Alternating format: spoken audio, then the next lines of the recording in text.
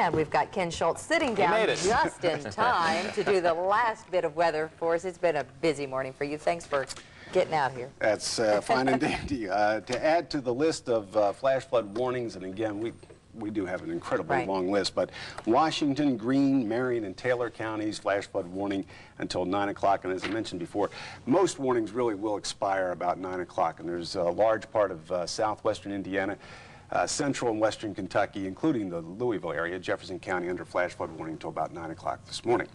Showers and thunderstorms, the heaviest activity really off to our east and south now. Let's take a look at NextRad radar if we have a chance to, and take a look at the activity as it moves away from us now.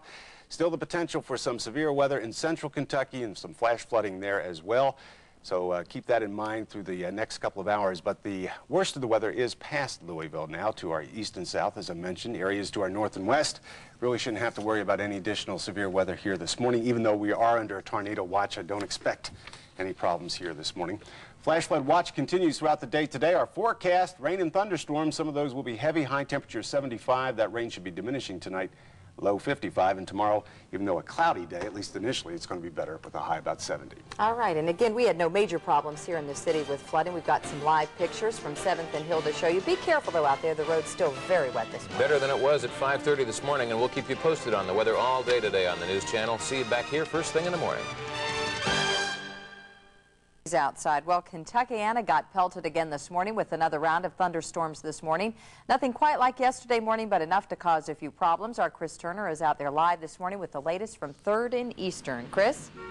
Rachel, it certainly is still raining fairly heavily, but not like it was 2 hours ago, just before 5:30 this morning. Let's go to videotape and show you some of the worst of the rain as it came into the Louisville metro area. Again, about 5:30, the heavy rain pelting the area around 3rd and Eastern Parkway, causing a lot of pooling, and it almost looked like sheets of rain blowing in the heavy winds. MSD crews checking the sewer drains and grates to make sure that those are clear to try to keep the water from backing up.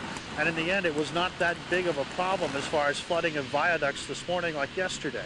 Another problem, though, with trees blocking Eastern Parkway within the hour between Barrett and Preston. A couple of trees down, and police using one of the wreckers to pull the tree trunks and limbs out of the way. That has now been reopened. But an interesting note as we come back live here is that the ground is so saturated.